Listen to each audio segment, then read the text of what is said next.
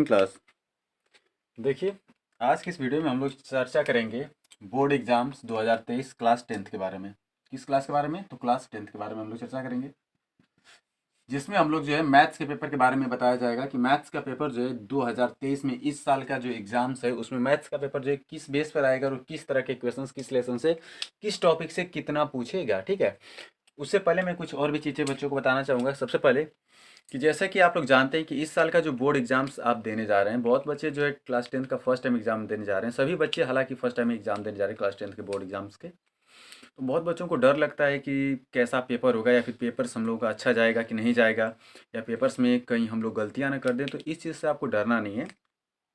Paper जो होगा बहुत ही आपका सिंपल रहेगा। पहली चीज़, आपको जल्दबाजी में कोई भी इक्वेशंस नहीं सॉल्व करने होंगे। दूसरी चीज़ कि हर साल की तरह जैसे कि आप पेपर देने जाते हैं, जैसे आप अपने क्लास के जो पेपर देने जाते हैं जैसे 9th वगैरह के, वैसे ही बिल्कुल नॉर्मल तरीके से जाइएगा बिल्कुल पेपर देने के लिए। और प्रिपरेशन जो है बिल्कुल अच्छे से कर लीजिएगा। ठीक है, जितना मैक्सिमम आप प्रिपरेशन कर सकते हैं उतना प्रिपरेशन करके जाइए। और आज के वीडियो में हम आपको बताएंगे जिससे आपके मैथ्स के जितने भी इक्वेशंस होंगे उन सबके डाउट्स आप आसानी से क्लियर कर सकते हैं। ठीक है, तो सबसे पहले मैं आपको बता देता हूँ कि जो इस साल का पेपर है उसमें परिवर्तन क्या हुआ है। ठीक है, इससे पहले के जो पेपर होते थे उसमें आपको जो है 70 नंबर के पेपर होते थे, जिसमें 70 नंबर के पेपर होते थे। अब प्लस आपको 30 नंबर जो है ये स्कूल से आपको दिए जाते थे। आपको पता होगा जो आपके प्रैक्टिकल पे डिपेंड करता था। अब 70 नंबर में से इस साल हुआ क्या है कि 70 नंबर में से जो 20 नंबर के क्वेश्चन है, यानी जो 20 नंबर के ऑप्शनल आपके 20 इक्वेशंस मिलेंगे, ये आपको जो है ओमार शीट पे करने होंगे। किस पे करने होंगे? ओमार शीट पे करने हैं आपको।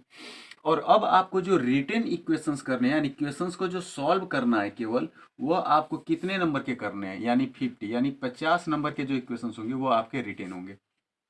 समझ में आ रही बात? यानी अब आपके लिए दिक्कत ये है थोड़ा सा कि 20 नंबर जो ऑप्शनल है ये आपके नंबर तो बहुत ही सही होंगे। क्यों? अगर आपने 20 इक्वेशंस पूरा सॉल्व कर लिया तो आपके पूरे 20 में 20 नंबर मिल जाएंगे। दूसरी चीज दिक्कत थोड़ा सा ये है कि आपको ओमार शीट भरने में जो है बिल्कुल गलतियां नहीं करनी है। अगर आप ओमार शीट सही से भरना नहीं जानते हैं तो मैंने एक वीडियो बनाया है ओमार शीट के ऊपर। आप जो है हमारे वीडियो में नीचे जा करके देख सकते हैं कि ओमार शीट कैसे भरा जाता है। ठीक है, तो चलिए अब हम बात करते हैं कि जो 50 नंबर के जो प्रश्न आपके आएंगे क्लास 10th में, वह किस लेसन से आएंगे और कितने तरह के प्रश्न आपके आएंगे। ठीक है, तो पहले हम बात कर लेते हैं एक तरफ लॉन्ग इक्वेशंस के बारे में और एक तरफ शॉर्ट इक्वेशंस के बारे में। ठीक है, तो चलिए हम लोग जो फर्स्ट लेसन से स्टार्ट करते हैं कि क्या क्या इक्वेशंस किस तरह से आ सकते हैं। ठीक है, ये तो हो गया कि जो नंबर के डिवाइडेशन से वो हो गया। ठीक है, अब चलिए हम लोग देखते हैं। जैसे आपका फर्स्ट लेसन से ध्यान दीजिएगा, जो आपकी वास्तविक संख्या जो है, फर्स्ट लेसन आपको जो दिया गया है, देखिए लेसन नंबर फर्स्ट यानी वास्तविक संख्या। ठीक है, यानी लेसन नंबर फर्स्ट वास्तविक संख्या से आपको 3 तरह के प्रश्न पूछे जाएंगे।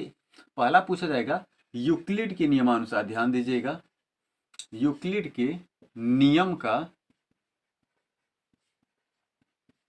यूक्लिड के नियम का प्रयोग करके एचसीएफ ज्ञात करना। क्या ज्ञात करना? एचसीएफ ज्ञात करना। दूसरा आपको इस लेसन से क्वेश्चन पूछ सकता है कि अभाज्य गुणनखंड के द्वारा, क्या? अभाज्य गुणनखंड के द्वारा एचसीएफ व एलसीएम ज्ञात करना। या तीसरा ये पूछ सकता है कि सिद्ध कीजिए, सिद्ध कीजिए कि √3 एक अपरिमेय संख्या है। एक कैसी संख्या है? अपरिमेय संख्या है। या एक इक्वेशन से आपको ये पूछ सकता है कि शांत दशमलव प्रसार क्या होता है और अशांत दशमलव प्रसार क्या होता है। ठीक है, मैंने इस पे सब पे जो एक एक वीडियो बना करके जो नीचे डिस्क्रिप्शन दिया है, आप जा करके उसमें देख सकते हैं अगर आपको कोई भी डाउट्स होंगे तो अगर आप फर्स्ट लेसन से केवल ये 4 टॉपिक्स अगर आप तैयार कर लेते हैं, यूक्लिड नियम से आप एचसीएफ कैसे फाइंड आउट करते हैं, अभाज्य गुणनखंड के द्वारा एचसीएफ एलसीएम कैसे ज्ञात करते हैं, और किसी भी अगर संख्या दे देगा और कहेगा कि सिद्ध करिए कि यह क्या है, अपरिमेय है, और लास्ट पूछ सकता है शांत व अशांत दशमलव प्रसार। इतने अगर टॉपिक्स आप फर्स्ट लेसन तैयार कर लेते हैं तो आपके फर्स्ट लेसन के एग्जाम्स में जितने भी क्वेश्चन होंगे एक भी क्वेश्चन आपका छूटने वाला नहीं है। ठीक है, तो अब देखिए सेकेंड लेसन से आपको किस तरह के क्वेश्चंस आएंगे। मैं हर एक लेसन के बारे में एक क्वेश्चंस को इंडिकेट कर देता हूं, जिसका आप पेपर यानी मैथ्स के पेपर से पहले जो भी आपको 2 से 3 दिन 4 दिन का जो टाइम मिलेगा, उसमें आप अगर अच्छे से प्रिपरेशन कर लेते हैं तो आपका पेपर बिल्कुल सही जाएगा। ठीक है, अब देखिए लेसन नंबर 2 जो आपको दिया गया है, जो बहुपद आपको दिया गया है, तो बहुपद से क्या आ सकता है, तो बहुपद से 3 तरह के प्रश्न हमेशा पूछे जाते हैं। पहला कि यदि देखिएगा A X square plus B X plus C के रूप में अगर कोई समीकरण है, रूप में कोई समीकरण है, समझ में आ रही बात। तो सबसे पहले इसके मूल यानी शून्यकों के बारे में पूछेगा, इनके मूल मतलब शून्यक के बारे में। शून्यक समझते ही होंगे, इसमें मैक्सिमम पावर कितनी है, तो इसके शून्य कितने होंगे, दो। तो दो शून्य क्या मानते थे, अल्फा व बीटा। अब जो है इनमें शून्यकों से जो संबंध पूछ देगा। दूसरा जो शून्यकों में संबंध पूछेगा आपको, शून्यकों में संबंध बताइए, क्या बताइए बाबू, संबंध ज्ञात कीजिए। ठीक है, तो आपको पता होगा कि अगर किसी द्विघात समीकरण के मूल अल्फा व बीटा है तो इनमें रिलेशन क्या निकलता है, अल्फा प्लस बीटा का योगफल क्या निकलता है, माइनस बी बाई ए, और गुणनफल क्या निकल जाता है आपका, सी बाई ए निकल जाता है। अगर कहेगा कि आप जो बहुपद का समीकरण ज्ञात कीजिए, तो बहुपद का समीकरण क्या होता है, x square minus alpha plus beta into x plus alpha beta is equal to 0। मतलब एक्स स्क्वायर माइनस मूलों का योगफल प्लस मूलों का गुणनफल बराबर क्या हो जाता है, 0 हो जाता है। क्या हो जाता है हमारा, 0 हो जाता है। ठीक है, अब देखिए अगला एक और चीज पूछ सकता है कि कोई अगर एक समीकरण दे देगा और कह देगा कि उसके जो है दो शून्यक दिए गए, जैसे मान लीजिए कि क्वेश्चन कह दिया जिसमें एक्स घात 4, जैसे मान लीजिए एक्स की power 4 plus 3x square plus 2x plus 1, sorry x cube plus 2x square plus 12x अब प्लस 12 इज इक्वल टू 0। कहेगा कि इसके दो शून्यक, एक शून्यक 2 है तथा दूसरा शून्यक जो है वो हमारा -2 है। तो कहेगा कि अन्य शून्यक ज्ञात कीजिए। क्या ज्ञात करिए, अन्य शून्यक ज्ञात कीजिए। समझ में आ रही बात, यानी इसकी मैक्सिमम पावर कितनी है, 4, तो इसके शून्यक भी कितने होंगे आपके, 4 होंगे। हमें कितने शून्यक दिए गए हैं, दो शून्यक दिए गए, तो कितने शून्यक ज्ञात करने होंगे, दो ज्ञात करने होंगे। अब जो शून्यक दिए गए हैं ये होते क्या है, ठीक है, जो शून्यक आपको दे दिए गए हैं ये शून्यक हैं क्या, देखिए कैसे। हमें x का मान 2 दिया है ना, तो एक बार x बराबर क्या रख लेंगे, 2, और एक -2 है तो एक बार x बराबर क्या रखेंगे, -2। ठीक है, अब इसको पक्षांतर कर लेंगे आप, तो ये x -2 हो जाएगा और ये हो जाएगा x प्लस 2, ये बराबर क्या होगा, दोनों 0 हो जाएगा। अब दोनों का गुणनफल ज्ञात कर लीजिएगा, यानी x -2 एक ब्रैकेट में हो जाएगा x प्लस 2 बराबर 0। अब यानी देखिए a प्लस बी और a माइनस बी, यानी एक्स स्क्वायर माइनस कितना हो जाएगा, बी स्क्वायर, यानी एक्स स्क्वायर माइनस क्या होगा, 4। अब इसी से आप इस समीकरण में क्या करेंगे, भाग देंगे, और भाग देने के बाद जो भागफल आएगा उसका आप गुणनखंड कर देंगे, तो आपको शेष दो शून्यक हैं वो आपके शून्यक ज्ञात हो जाएंगे। समझ में आ रही बात, तो ये हो गया।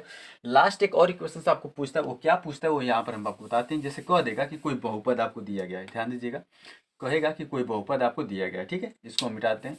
कोई बहुपद अगर मान लीजिए कि आपको दे दिया गया है, जैसे कोई बहुपद का मतलब ये है कि कोई समीकरण दिया गया है, जैसे हम यहाँ पर लिख कर दिखाते हैं आपको कैसे देगा। जैसे कह देगा, ध्यान दीजिएगा, कि 3x square plus 5x plus 3, ठीक है, को जैसे मान लीजिएगा कह देगा कि 2x प्लस k से भाग देने पर शेषफल कुछ भी कह देगा। जैसे मान लीजिएगा कि x प्लस 5 या x प्लस 9 प्राप्त होता है, तो k का मान बताइए। ठीक है, ऐसे कोई भी क्वेश्चंस करके आपको दे सकता है, ऐसे बहुत सारे क्वेश्चन देते हैं। तो करना कुछ नहीं आपको, सबसे पहले कह रहा है कि अगर भाग देने पर शेषफल इतना प्राप्त होता है ना, तो पहले आप जो है इस इक्वेशंस में, यानी जो ये इक्वेशंस दिया गया है इसको आप इससे डिवाइड कर देंगे। किससे डिवाइड करेंगे, यानी 2x प्लस k से भाग देंगे, किस में, 3x square plus 5x plus 3। अब जब भाग देंगे तो शेषफल हमें दिया गया है, तो सबसे पहले जितना भाग देने के बाद लास्ट में शेषफल आएगा उस शेषफल की आप इससे तुलना कर देंगे, और तुलना करने के बाद k का जो मान आएगा अचर राशि से जो तुलना करेंगे, जो अचर राशि होगी वही k का क्या हो जाएगी, मान हो जाएगी। अब इस प्रकार से कोई और भी दे सकता है कि जैसे कोई एक बहुपद है और उसका एक गुणनखंड इतना है, या एक संख्या से भाग देने पर उसका शेषफल इतना प्राप्त होता है, तो बताइए उसमें ए बी सी किसी का मान कितना होगा, समझे। या कह देगा कि एक बहुपद है जो दूसरे बहुपद भाग देने पर पूर्ण रूप से क्या है, विभाज्य है, तो बताइए उसमें दिए गए राशि ए बी सी में ए बी सी का मान या किसी के का मान कितना होगा। तो जब विभाज्य होगा तो सेम कंडीशन, दिए गए व्यंजक को हम क्या करेंगे, भाग देंगे, भाग देने पर अगर मान कट कर 0 आ जाएगा या शेषफल कुछ बचेगा, भाई विभाज्य तो शेषफल क्या होना चाहिए, 0, तो जो भी शेषफल बचेगा उसको बराबर क्या कर लेंगे, 0, और 0 से करके कंपेरिजन कर देंगे तो हमारे दिए गए वेरिएबल्स का मान ज्ञात हो जाएगा। समझ में आ रही बात, तो ये हो गया। अब चलिए हम अगला लेसन आपको बताते हैं कि क्या आएगा आपको, ठीक है। चलिए हम इसको इरेज कर देते हैं। देखिए थर्ड लेसन से आपको बस 3 चीजें आपको याद करनी। दो चर वाले जो रैखिक समीकरण आपके दिए गए हैं, दो चर वाले जो रैखिक समीकरण आपके हैं थर्ड लेसन से, उसमें आपको सिर्फ सबसे पहले रेखाओं के बारे में याद होना चाहिए। किसके बारे में आपको पढ़ा होना चाहिए? रेखाओं के बारे में। रेखाएं समझते हैं? रेखाओं के बारे में। रेखाएं कितनी थी? 3। कौन कौन सी? एक कौन सी रेखा थी? प्रतिच्छेदी रेखा। कौन सी रेखा? प्रतिच्छेदी रेखा। प्रतिच्छेदी रेखा A1/A2 is not equal to B1/B2। दूसरा आपका क्या था? संपाती रेखाएं। कौन सी रेखाएं? संपाती रेखा। संपाती रेखा की कंडीशन क्या है? A1/A2 ये बराबर B1/B2 और ये बराबर C1/C2। और लास्ट है आपका समांतर रेखा। कौन सी रेखा? समांतर रेखा। इसका मान क्या है? A1/A2 ये बराबर B1/B2 but is not equal to C1/C2। समझ में आ रही बात?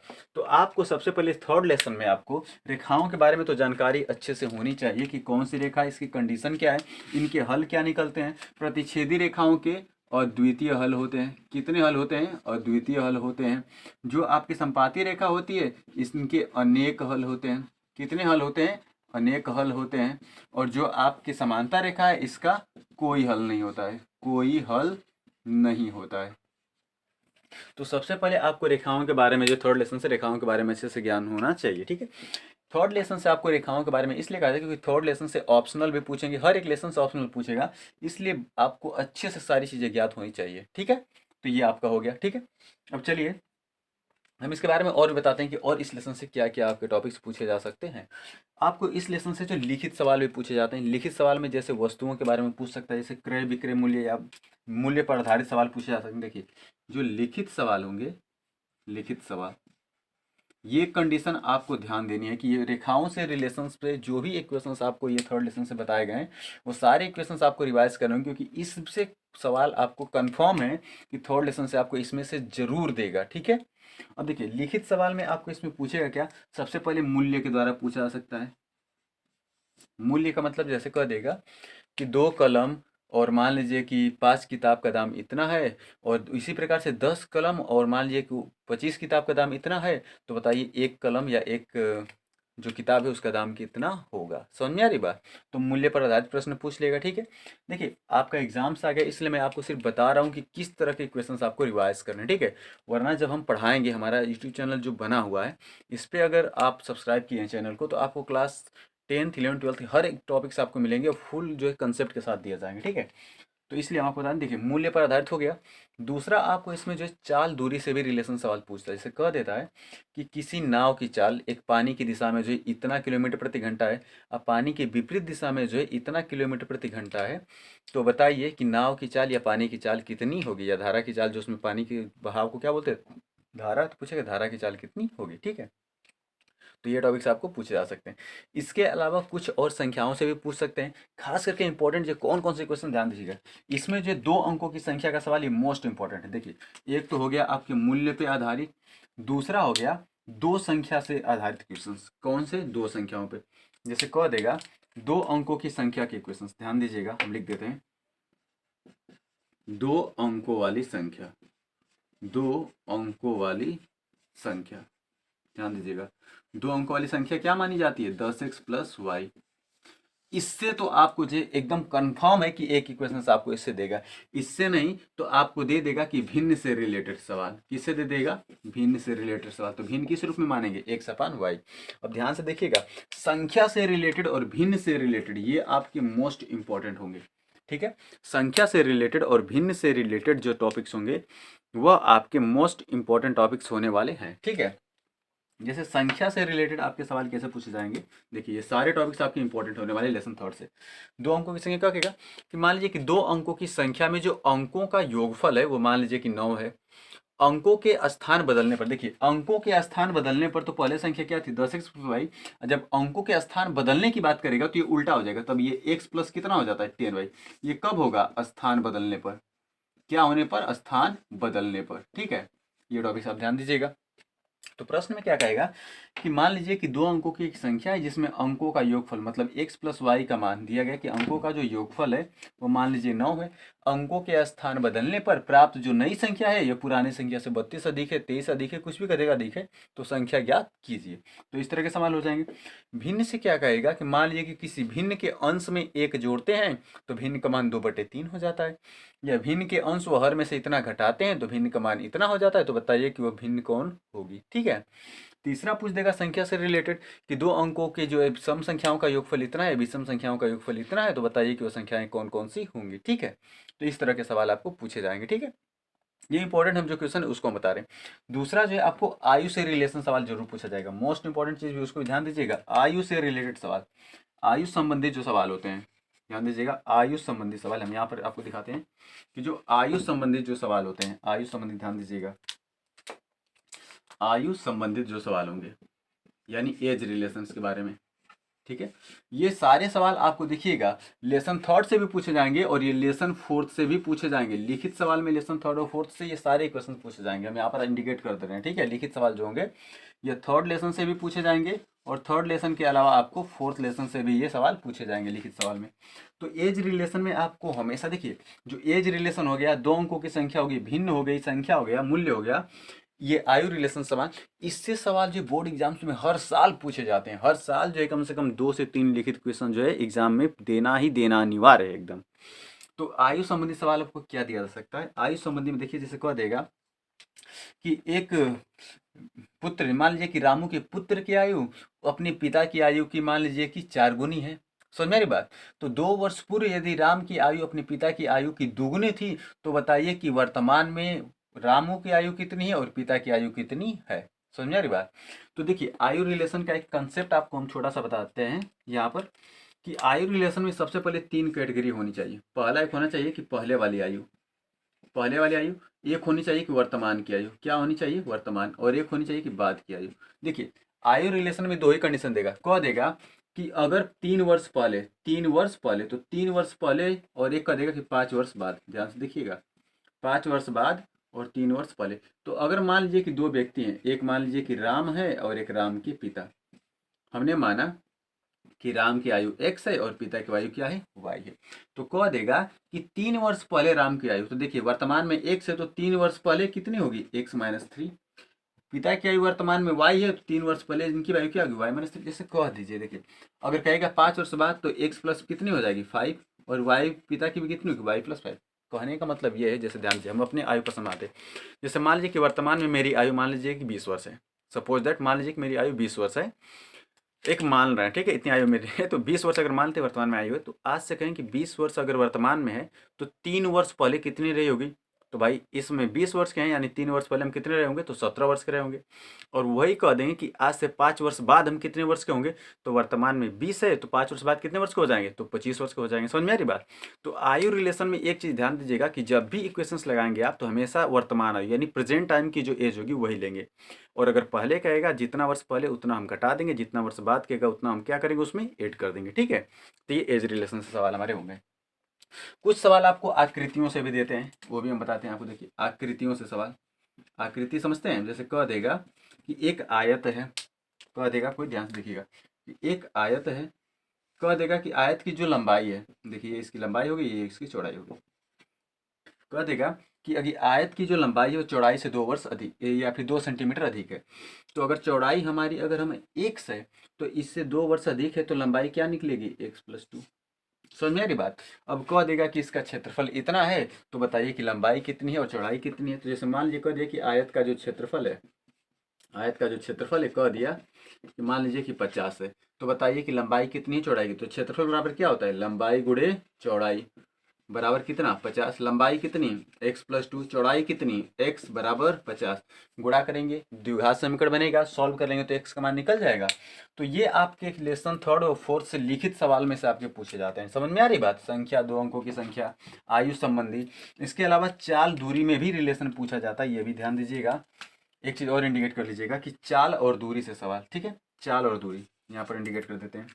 चाल दूरी में भी संबंध आपको अधिकतर याद करने हैं, चाल और दूरी के बारे में। ठीक है, जैसे किसी चीज के सापेक्ष या अनुकूल दिशा में चाल, तो ध्यान दीजिएगा चाल में कि अनुकूल जो होती है, अनुकूल दिशा में चाल, यह जोड़ दी जाती है।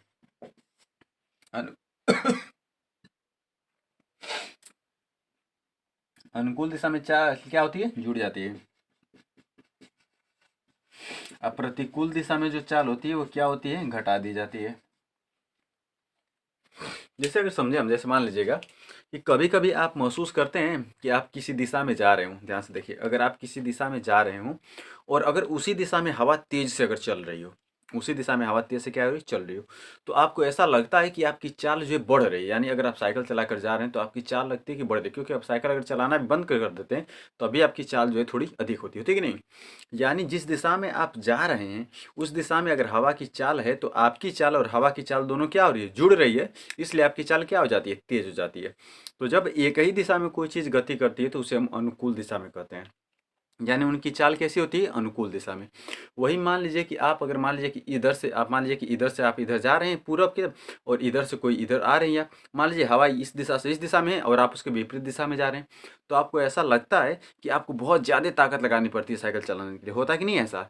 यानी आपकी जो चाल है वो उस चाल जो है, हवा जो है आपकी चाल को क्या कर रहा है, कम कर रहा है, जिससे आपको ज़्यादा ताकत लगानी पड़ रही है। समझ में आ रही बात। तो इसलिए जब प्रतिकूल की बात करेगा तो चालों को क्या करते हैं, हम घटा देते हैं, और जब अनुकूल की बात करता है तो चालों को हम क्या कर देते हैं बाबू, जोड़ देते हैं। समझ में आई बात। तो जब भी चाल संबंधित आपको सवाल देगा, चाहे नाव की चाल पूछे, चाहे पानी की बहाव की चाल पूछे, या धारा की चाल पूछे, किसी भी चीज़ की अगर चाल पूछता है तो आपको उसमें ध्यान देना है कि अनुकूल दिशा में चालों को जोड़ लेंगे और प्रतिकूल दिशा में चाल को क्या करेंगे, घटा देंगे। समझ में आ रही बात। ये लेसन थर्ड और फोर्थ दोनों से हम लिखित इक्वेशन की बात कर रहे हैं, दोनों से ही आएगा लिखित इक्वेशन, ठीक है। अब हम इसको इरेज कर देते हैं और अब हम आपको बताते हैं कि आगे जो इक्वेशंस दिए गए उसमें किस तरह के इक्वेशंस आएंगे, ठीक है। चलिए इसको इरेज कर देते हैं।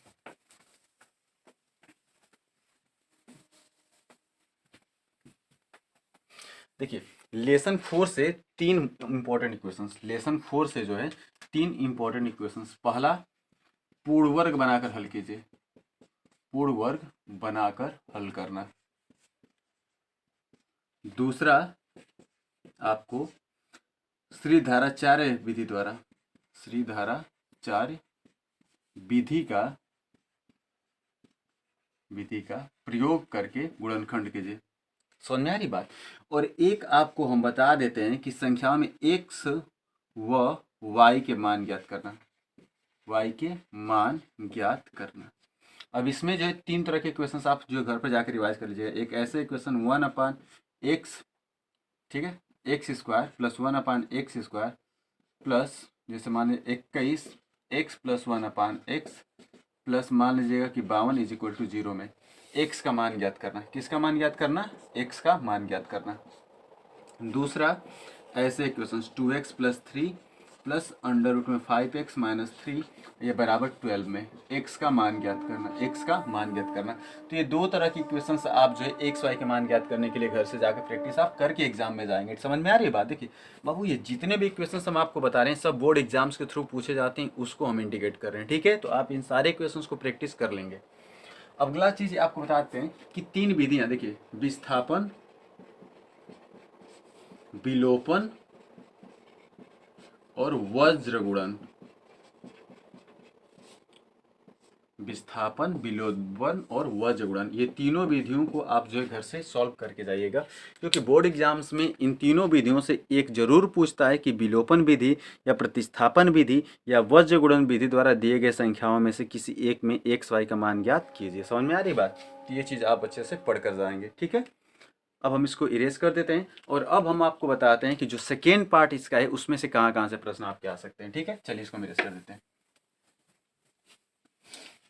देखिए निर्देशांक ज्यामिति और कोऑर्डिनेट। देखिए इधर हम देख लेते हैं निर्देशांक ज्यामिति, निर्देशांक ज्यामिति, और इधर से आपको हम बताते हैं त्रिकोणमिति, त्रिकोणमिति। देखिए निर्देशांक ज्यामिति से आपको जो है 5 इंपॉर्टेंट हम जो है आपको बता देते हैं। पहला, विभाजन से, पहला सवाल किससे, विभाजन से। विभाजन में आपको 2, एक अंतः विभाजन और एक बाह्य विभाजन आपको बताया ही गया है। तो अंतः और बाह्य विभाजन के द्वारा भी आपको सवाल पूछे जाएंगे। दूसरा सवाल जो है वो त्रिभुज के क्षेत्रफल से है, त्रिभुज के क्षेत्रफल से। ठीक, त्रिभुज के क्षेत्रफल का फार्मूला आपको पता होगा, 1/2 x1 y2 minus y3 plus x2 तो y3 minus y1 plus x3 तो y1 माइनस y2। ठीक है, अब इसी में पूछ लेगा संरेख के लिए, किसके लिए, संरेख के लिए। तो जब भी संरेख की बात करता है तो संरेख के लिए जो त्रिभुज का क्षेत्रफल होगा, त्रिभुज का जो क्षेत्रफल, ये क्या हो जाना चाहिए, 0 हो जाना चाहिए। ये चीज ध्यान दीजिएगा। तीसरा सवाल आपको जो है समदूरस्थ की स्थिति पूछेगा। किसकी स्थिति बाबू, समदूरस्थ की स्थिति।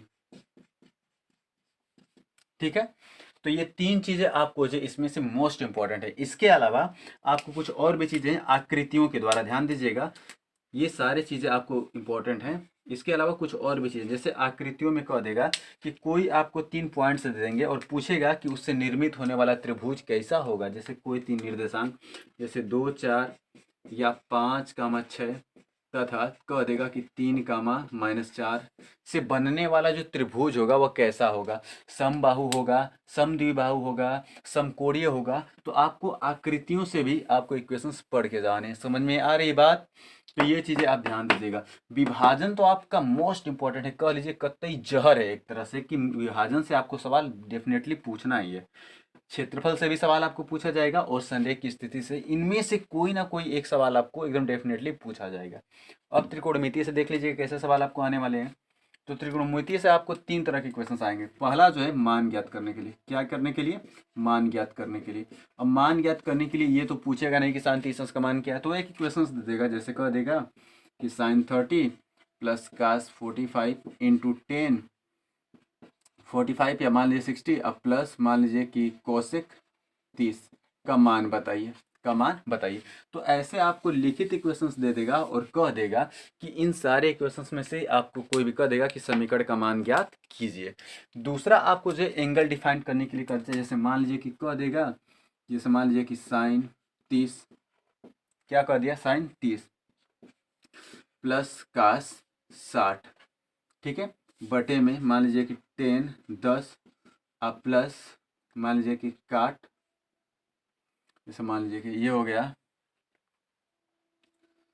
जैसे मान लिया माइनस कर दें हम, यहाँ भी हम क्या करते हैं माइनस, और यहाँ पर कर दें हम, मान लीजिए कि काट, जैसे मान लीजिए 80, काट क्या कर दें 80, कहेगा का मान ज्ञात कीजिए, का मान ज्ञात कीजिए। तो ऐसे भी सवाल आपको दिए जा सकते हैं। कहने का मतलब ये साइन ये 30 हो गया, अब ध्यान दीजिएगा ये माइनस हो गया। अब कास में से कितना घटा दें कि 60 हो जाए, तो कास 90 में से अगर 30 घटाएंगे तो कितना होगा 60। तो इसको लिख सकते हैं ना कि कास 90 माइनस 30 से 10 10, तो माइनस इसको भी काट 90 माइनस 10, 90 में से 30 गया 60 और 90 में से 10 गया 80, तो ऊपर हो गया साइन 30 और माइनस ये हो गया काश 90 माइनस थीटा साइन थीटा, तो ये भी हो गया साइन 30। नीचे 10 10 और काट 90 माइनस थीटा 10 थीटा, तो ये भी 10 10, ये दोनों आपस में कट करके मान कितना आ जाएगा 0, क्योंकि ऊपर का मान कटेगा 0/0, अनडिफाइंड मान होगा तो 0 के लगभग आएगा। आए भी समझ में। तो ऐसे सवाल आपको दिए जाएंगे। अब अगला एक सवाल आपको ऐसे भी देगा प्रूफ करने के लिए। कैसे देगा, तो प्रूफ करने के लिए तो आपको जो है समीकरण प्रूव्ड करने वाले क्वेश्चंस का भी ध्यान देने, ठीक है। जैसे कह देगा कि आप दिखाइए, जैसे कह देगा कि कड़ी में 1 प्लस साइन थीटा अब बटे में 1 माइनस साइन थीटा, कहेगा कि दिखा दीजिए कि बराबर है सेक थीटा प्लस मान लीजिए कॉट थीटा या मान लीजिए tan theta. Sec theta plus किसके बराबर है, टेन थीटा के बराबर है, ठीक है। तो आपको प्रूफ करने वाले क्वेश्चंस को भी मतलब अच्छे से रिवाइज करके जाना है, आपको डेफिनेटली इससे सवाल पूछे जाएंगे, ठीक है। अब आपको जो त्रिकोणमिति से सवाल बताते हैं कि त्रिकोणमिति में आपको हाइट एंड डिस्टेंस से भी क्या सवाल पूछता है। किससे आपको सवाल पूछेगा, तो हाइट एंड डिस्टेंस से भी आपको सवाल पूछे जाएंगे। हाइट एंड डिस्टेंस से आपको मैं यहाँ पर 2-3 फिगर बना देते हैं, उस तरह के फिगर वाले जितने भी इक्वेशन है सबको आप रिवाइज करके जाइएगा। पहला फिगर देखिए कुछ इस तरह के फिगर होंगे, ठीक है, इसको हम बता देते हैं। देखिए पहला फिगर कुछ इस टाइप्स का होगा आपका, ध्यान दीजिएगा, पहला फिगर इस टाइप्स का आएगा। दूसरा फिगर आपको होगा कि यहाँ पर इक्वेशन ऐसे आपको फिगर देगा, ऐसे कर देगा, यहाँ से इस पॉइंट से आपको बना देगा और फिर ऊपर वाले पॉइंट से भी यहीं पर आपको, समझ में आ रही बात। ये कोण आपका θ1 और ये कोण आपका θ2, ये कोण आपका θ1 और ये बड़ा कोण आपका θ2, ऐसे इक्वेशन, ठीक है। कुछ इक्वेशंस आपको ऐसे देगा, एक पॉइंट्स बीच में ले लेगा और इसके दोनों तरफ एंगल बना देगा, यानी यहाँ पर θ1 और यहाँ पर क्या बना देगा θ2। समझ में आ रही बात। ये सारे तरह के इक्वेशंस आपको पूछे जाएंगे। अब देखिएगा, एक इक्वेशंस ऐसे पूछेगा, यहाँ पर कोई, अब मान लीजिए कि घर है, ऐसे होगा, तो पूछेगा कि इस इमारत से इसके ऊपर यानी छत के ऊपर कोण मान लीजिए θ1 और इसके आधार से कोण आपका बन रहा है θ2। समझ में आ रही बात। तो इस तरह के क्वेश्चंस आपको पूछेगा, ठीक है। अगर आप ये 3-4 तरह के फिगर जो आपको बनाए गए, यानी फर्स्ट फिगर ये, सेकेंड फिगर ये, थर्ड फिगर ये, फोर्थ फिगर ये, अगर आप इस तरह के अगर 3-4 फिगर्स पे अगर आप इक्वेशंस को जो हाइट एंड डिस्टेंस के लगा कर अगर जाते हैं तो डेफिनेटली आपको हाइट एंड डिस्टेंस से ऐसे ही इक्वेशंस में सवाल आपको पूछे जाएंगे। ये फिगर बन के सारा इस सवाल पे डिपेंड करता है। जैसे मैं एक फिगर बनाकर आपको दिखाता हूँ, जैसे कह देगा, देखिए इसको मेरेज करके फिगर आपको बनाकर दिखाते हैं। देखिए जैसे मान लीजिए हम इसको मिटा देते हैं, यहीं पर फिगर बनाकर दिखाते हैं आपको, ठीक है। जैसे मान लीजिएगा समीकरण कह दिया गया कि एक, देखिए एक मिनट रुकिए, हम फिगर आपको बना के दिखाते हैं। देखिए जैसे कि अगर कह देगा कि एक मीनार है, एक क्या है हमारा, एक मीनार है, और उस मीनार के, देखिएगा कह देगा कि एक मीनार है, मीनार से कुछ दूरी पर, जैसे मान लीजिए कह देगा कि 5 मीटर की दूरी पर एक बिंदु P है, एक बिंदु क्या है हमारा P है, वहां से जो है मीनार का जो कोण बन रहा है, मीनार के शीर्ष का जो कोण बन रहा है वो मान लीजिए 30 डिग्री बन रहा है। कितना डिग्री बन रहा है, 30 डिग्री। कितना बन रहा है मुन्ना, 30 डिग्री। मान लीजिए कि 60 डिग्री बन रहा है। कितना बन रहा है कोण, सॉरी 60 डिग्री बन रहा है। कह रहा है कि मीनार से दूर जाने पर, मतलब मान लीजिए कि बिंदु ए बी और ये क्या था सी, ये हमारी मीनार है, तो मीनार से दूर जाने पर, दूर जाएगा तो इधर जाएगा, मीनार से दूर जाने पर एक बिंदु अब उसको डी मिलता है, और डी पर ये कोण जो है अब 45 डिग्री बना रहा है। कितना डिग्री बना रहा है, 45 डिग्री। तो मान लेते हैं कि यहाँ से यहाँ तक गई दूरी कितनी होगी, x। तो कहेगा कि मीनार की ऊंचाई ज्ञात करिए, तो टोटल दूरी कितनी हो जाएगी, 5 + x। मीनार की ऊंचाई क्या मान लेंगे, h। अब देखिए ये फिगर इस पे रिलेटेड बन रहा है कि नहीं बन रहा है। दूसरा फिगर आप कैसे करेंगे, जैसे मान लीजिए कह दिया गया कि एक घर है, एक घर है, और एक घर से छत से जो है, ये घर का छत हो गया, छत से एक बिंदु ए पर बनने वाला कोण जो है वो मान लीजिएगा कि 30 डिग्री है। कितना डिग्री है, 30 डिग्री है। छत के ऊपर एक झंडा फहरा दिया गया, एक क्या फहरा दिया गया, झंडा। अब झंडे के शीर्ष से उसी बिंदु का बनने वाला जो कोण होगा वो अब 45 डिग्री है। कितना डिग्री है, 45 डिग्री। तो पूछ देगा कि झंडे की ऊंचाई ज्ञात करिए, तो ये अगर यच है और ये अगर मान लीजिए कि 5 मीटर है और ये आपकी दूरी मान लीजिए कि 3 मीटर है, तो ये टोटल दूरी कितनी हो जाएगी, h + 5। समझ में आ रही बात। तो आपको ऐसे इक्वेशंस भी दिए जाएंगे हाइट एंड डिस्टेंस के द्वारा। ओके, आपको ये सारे चीज़ों के बारे में अच्छे से प्रिपरेशन करके बोर्ड एग्जाम में जाना है, ताकि बोर्ड एग्जाम्स में आपको एक भी इक्वेशंस छूटे ना, ठीक है। अब हम जो है लास्ट टॉपिक्स बताते हैं कि सांख्यिकी से और पृष्ठीय क्षेत्रफल आयतन से किस तरह के सवाल पूछे जाते हैं, ठीक है। चलिए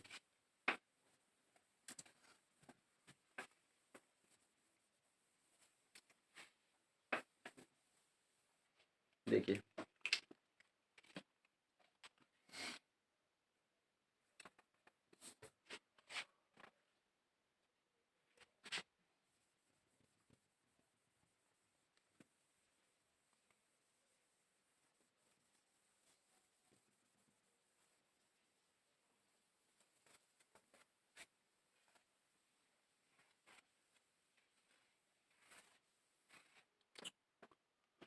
देखिए यहाँ हो गया आपका पृष्ठीय क्षेत्रफल, क्षेत्रफल एवं आयतन,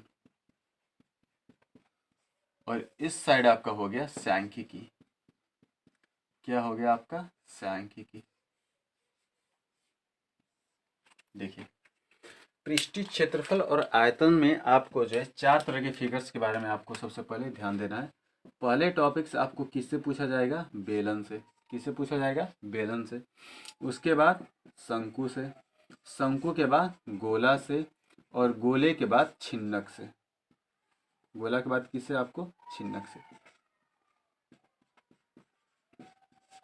आपको ये 4 जो टॉपिक्स आपको दिख रहे हैं, इन 4 टॉपिक्स के आपके क्षेत्रफल के फार्मूले, आयतन के फार्मूले, जितने भी फार्मूले आपको लिखवाए गए होंगे, ये सारे फार्मूले आपको याद होने चाहिए अगर ये 4 लेसन से आपको अच्छे नंबर अगर लेने हैं तो, ठीक है। अब जो अगला है हम लोगों का टॉपिक्स वो है सांख्यिकी। देखिए सांख्यिकी में आपको जो है सबसे पहले एक चीज़ माध्य ज्ञात करने का तरीका ये हम बताते हैं आपको, इम्पोर्टेंट बहुत ज़्यादा आपको। माध्य ज्ञात करने की कितनी विधियाँ थी? 3 विधियाँ। तीनों में से कोई भी अगर विधि पूछ लेता है, देखिए सवाल में अगर पहला पूछ देगा तो एक प्रत्यक्ष विधि आपको बताई गई थी। कौन सी विधि? प्रत्यक्ष विधि होती है। एक कौन सी होती है? तो कल्पित माध्य विधि, कल्पित माध्य विधि। और एक होता है पग विचलन विधि। कौन सी विधि? पग विचलन विधि। ठीक है, तो आपको माध्य ज्ञात करने की कितनी विधियां बताई गई हैं? 3, प्रत्यक्ष, कल्पित माध्य और पग विचलन में। देखिए कोई इक्वेशंस अगर दे रहा है आपको और कह देगा कि केवल इसका माध्य ज्ञात कीजिए, तो अब आप किसी भी तरीके से लगा सकते हैं। चाहे तो आप प्रत्यक्ष विधि लगा लीजिए, चाहे कल्पित माध्य विधि लगा लीजिए, या फिर पग विचलन विधि लगा लीजिए। समझ में आ रही बात? लेकिन अगर इक्वेशंस में अगर कह देगा कि नहीं, दिए गए इक्वेशंस का माध्य पग विचलन विधि द्वारा ही ज्ञात करिए, तब आपको श्योर है कि आपको इसी विधि का प्रयोग करना पड़ेगा। ठीक है, फार्मूला आपको पता ही होगा कि प्रत्यक्ष विधि का फार्मूला क्या था? सिग्मा एफ एक्स अपान सिग्मा एफ। कल्पित का विधि का था कि ए प्लस सिग्मा, आपको बताया गया था, एफ डी अपान सिग्मा एफ। और पग विचलन विधि का कि F E I into you I A plus sigma F into A upon sigma F I into H. ठीक है, ये सारी चीज़ें आपको याद रखनी है कि प्रत्यक्ष में कब किसका इस्तेमाल करना है, कल्पित माध्य में किसका इस्तेमाल करना है, और पग विचलन विधि में किस चीज़ का इस्तेमाल करना है आपको। अब चलिए अगला जो पूछता है इसमें से वो पूछ देता है आपका सबसे ज़्यादा बहुलक बताइए और माध्यिका बताइए। क्या बताइए? बहुलक और माध्यिका। तो अब जो है हम बात कर लेते हैं बहुलक और माध्यिका के बारे में। ठीक है, किसके बारे में हम लोग बात कर लेते हैं? बहुलक और दूसरा माध्यिका। माध्य क्या? माध्यिका। तो बहुलक का फार्मूला आपको पता ही होगा कि क्या होता है। कि बहुलक के बारे में आपको बताया गया होगा ये फार्मूला L प्लस ब्रैकेट में F1 माइनस F0 बटे में 2F1 minus F0 minus F2 into H बताया गया है। और माध्यिका का फार्मूला क्या होता है? L प्लस ब्रैकेट में N/2 माइनस CF अपान F इंटू क्या होता है आपका? H हो जाता है। ठीक है, तो आपको बहुलक और माध्यिका इन दोनों टॉपिक से भी आपको सवाल जो है अच्छे से लगा करके जाने हैं। समझ में आ रही बात? अगर आप इतने टॉपिक्स के अगर इक्वेशंस को आप रिवाइज कर लेते हैं तो आपको बोर्ड एग्जाम्स में कोई भी अच्छे मार्क्स लाने से नहीं रोक सकता। ठीक है, अब बेलन व शंकु से रिलेटेड जो सवाल पूछे जाते हैं उसमें 2 तरह के क्वेश्चन हम आपको बताते हैं कैसे होगा। पहली चीज कि आयतन से रिलेटेड सवाल आपको पूछता है। हमेशा किससे पूछता है? आयतन से। आयतन से कहने का मतलब ये है कि जैसे कह देंगे कि एक बड़ा गोला था, एक बड़ा गोला था और इस गोले को जो है पिघला करके एक छोटा जो है आपको बेलन बना दिया गया। क्या बना दिया गया? बेलन। सवाल देखिए क्या कहेगा। कहेगा कि एक गोला था जिसकी त्रिज्या इतनी थी, उसे जो है पिघला करके एक छोटे आकार का शंकु बनाया गया जिसकी ऊंचाई, या एक छोटे आकार का बेलन बनाया गया जिसकी ऊंचाई इतनी थी और त्रिज्या इतनी थी। समझ में आ रही बात? तो बताइए कि उस गोले को पिघला करके वैसे कितने बेलन या कितने शंकु बनाए जा सकते हैं। तो जब भी संख्या की बात करें, ठीक है, किसी भी वस्तु की संख्या, तो एक चीज याद रखिएगा कि जो वस्तु की संख्या होगी, वस्तु की संख्या ये हमेशा इसी पे डिपेंड करेगी। बड़े आकार के वस्तु का आयतन, बड़े आकार के वस्तु का आयतन, ठीक है, इस पूरे के बटे में छोटे आकार के वस्तु का आयतन, छोटे आकार के वस्तु का आयतन। लॉजिक अगर आप समझे, हम कह देंगे कि एक 10 किलो का, मान लीजिए कि मेरे पास टुकड़ा है लकड़ी की, मान लीजिए कि 10 किलो का लोहा है। कितने केजी का है? 10 किलो का लोहा है। और इसे जो है तोड़ करके 2-2 केजी के लोहे में कन्वर्ट करना है। तो 10 केजी के टुकड़े को अगर 2-2 केजी के लोहे के टुकड़े में कन्वर्ट करेंगे तो कितने टुकड़े बनेंगे भाई? 5 बनेंगे। क्यों? 2 5 10, 5 टुकड़े होंगे। अगर एक टुकड़ा 2 किलो का है तो 5 टुकड़े मिल करके 10 किलो हो जाएंगे कि नहीं बच्चा? हो जाएंगे। तो सिंपल हम कह सकते हैं कि यानी जो वस्तु की संख्या होती है ये बराबर होती है बड़े आकार के वस्तु का आयतन बटे में छोटे आकार के वस्तु के आयतन के। तो संख्या से सवाल पूछता है तो आप इसका इस्तेमाल कर सकते हैं। ठीक है, अब अगर आप बोर्ड एग्जाम्स में जा करके अच्छे से अगर प्रिपरेशन करके अगर आप तैयारी करके एग्जाम्स देते हैं तो आपको बोर्ड एग्जाम्स में अच्छे नंबर लाने से कोई नहीं रोक सकता। और इतनी तैयारी करके जाएंगे तो बोर्ड एग्जाम्स में आपके अच्छे से अच्छे मार्क्स आएंगे। समझ में आ रही है बात? तो आप प्रिपरेशन अच्छे से करके जाइए ताकि एग्जाम्स में आपके अच्छे से अच्छे नंबर आए।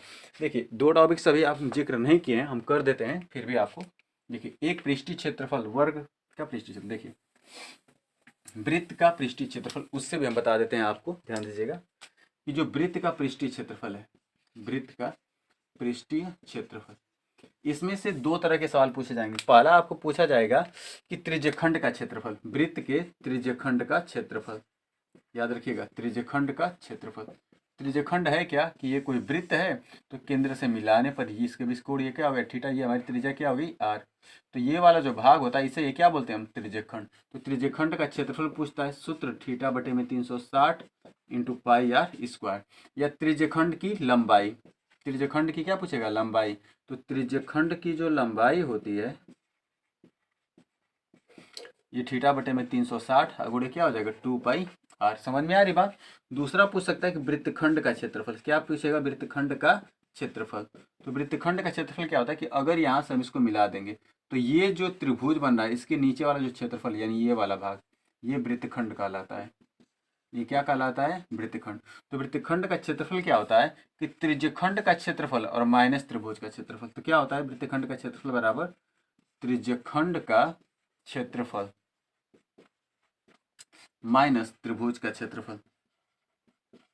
ठीक है, एक आपको तरीका हम बताते हैं कि त्रिभुज का जो क्षेत्रफल है ये कैसे आप याद करेंगे। ये फार्मूला याद रखिएगा, अगर ये आर है और ये आर है, बीच में कोण कितना बन रहा है थीटा, तो त्रिभुज का जो क्षेत्रफल होगा ये बराबर हो जाएगा किसके 1/2 आर का square into sine theta, into sine theta.